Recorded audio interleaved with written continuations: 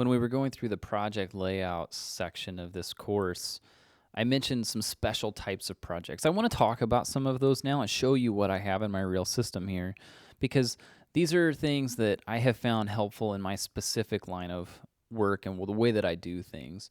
The first of which is a content calendar. A lot of writers and people who create things online talk about the beauty of having an editorial calendar and the value that that can bring to your community, to the people who listen and follow you and read your stuff online. It's super helpful to know what it is you're going to be producing and when. In my case, I naturally thought, well, how can I slip this into OmniFocus? Now, granted, that's only after I tried to figure out how to do this in a lot of systems elsewhere, and it just didn't work out well. So what I did was put together a list, and I'm going to show you this right here. So this is a look at the content that I have set up for anything I do that's connected to joebulig.com, okay? Now, this all starts on a Monday morning, and you can see, this is intense when you first see it, but you can see all of the Twitter posts that I want to try to do on a daily basis, the Instagram posts, long form articles, whenever I kick out my newsletter, etc. There's a lot to this. These are very, very simple to set up. If I take a look at a long form article and show you what I have for that, it's simply deferred. It defers every week. That's all it is. So these are just a list of everything I need to post, and it's deferred to that day. Now, I use defer dates in order to tell me what day I'm going to do things. More on that when we get to the available perspective. But with this setup, what it means is I can look at the forecast view. So let's say I'm looking at this. Let's focus on this particular project. Go to the forecast view. And now from here, I can see what it is that I need to do for each day of the week, which is super helpful whenever I'm trying to make sure I have things written, scheduled, and ready to go. Again, super nice to see this, and it creates a form of an editorial calendar for me, which in my case, I really need that because otherwise I just don't get things done. It's terrible in that. So let's unfocus this, go back into our projects list, and I want to show you one that's a little bit different. This is a Bible reading plan. I use this to keep track of what I need to read in order to complete my reading of the Bible in a year. First thing you're going to notice here is I'm behind. It's pretty obvious. I've had a number of health-related things that have made it impossible for me to keep up with this, but I am still working on trying to catch up. I think I'm going to get caught up. I should be able to get caught up by the end of the year, but I do have a lot of catching up here to do. As you can see, what these do is they have both a defer date and a due date. Thus, I have 49 overdue items in my Bible reading project. This particular one that I'm looking at right now, so reading Jeremiah 23, it's deferred until October 31st, but it's also due on October 31st. It's just a way for me to see, am I tracking ahead of or behind? Again, I don't really use due dates in the traditional sense. It's not the end of the world if I don't hit that due date. I'm breaking a little bit of a rule there. So be it. But in this particular case, because this Bible plan doesn't really fit into the rest of my perspectives, it really doesn't matter. It doesn't, that particular number, the 49, doesn't really get in the way. It might drive me nuts every once in a while, and thus kind of provides a little bit of motivation to catch up. But it is kind of a cool project, and it's one that I do have available publicly, that if you wanted to copy-paste this, I have the task paper format of this available on GitHub. I'll put a link in the course materials for this. But you should be able to go copy-paste this direct into your OmniFocus and adjust the dates if you need to as well.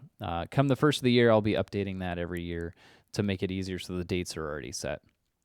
Another kind of interesting set of projects that I do, and I mentioned some of these earlier, is whenever I have recurring projects, such as publishing a Bookworm episode. Now, there's a series of things that I have a tendency to do whenever it comes to kicking out a new episode for Bookworm. Now, Mike does most of the editing for Bookworm, all the editing, actually. Kudos to you, Mike. But I have a number of things that I do outside of that, such as creating the quote images that we use on Instagram and putting together the audiograms, publishing to YouTube, managing all the social media that goes with that. This is a project, I set it up on a schedule. It has both defer and due dates because I want it to show up at a certain time and I need to make sure that I stay on top of things. It's a recurring project. There's nothing special about it, but it is a recurring project that I don't edit too often. But it's something that I think is kind of unique in that I have these templates, whereas most people would take a template and they would create it each time, set it all up. I know that Bookworm releases every 2 weeks, so why should I recreate those templates every time? Just set the whole project up on a recurring and call it good. A few others here that you've probably noticed in the sidebar are habit building. One of these is my morning routine. This is what a normal morning looks like for me, and I even have the times on there so I know roughly if I'm on task or not, if I'm behind or not.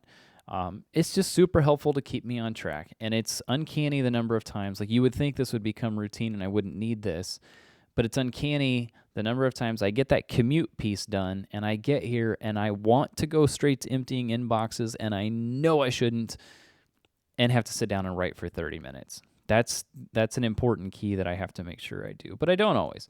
This is helpful to get me back into that routine. I have the same thing for an afternoon routine. As I'm recording this, it's about 3 p.m. as you can see, and this one has become available. So I haven't done this yet. As soon as I'm done recording here today, I'll be jumping into that. But this is what I do at the end of my day before I make the commute to get back home. Also, I have the special of checking statuses of dishes, taking out trash, things that should just be done on a daily basis. The last thing I want to look at is a series of checklists. These particular checklists are things that I bring them out as needed. And there's one important piece here that I do on a regular basis. If I take a look at this empty inboxes list, if you notice, it says complete with last action on the right. Now, that's important because it means whenever I get to the end of that list, let me expand this out so you can see it. When I get to the bottom of that particular list, it will automatically mark this as complete. Now, look at the repeat on this. It repeats every minute, only after it's completed though, which means that whenever I go through that list, I check off the last one, it will then recreate it, check the whole project off as complete, give me a new one, and I can do it again a minute later. It becomes available right away, essentially. Super, super nice for just a recurring checklist that you just need to pull out whenever you need. I could probably do things like the Bookworm episode on this, but I have specific dates in the week that those things tie to. This doesn't. This is just run top to bottom. I just want to run this checklist at a certain time. Same thing with packing lists and such.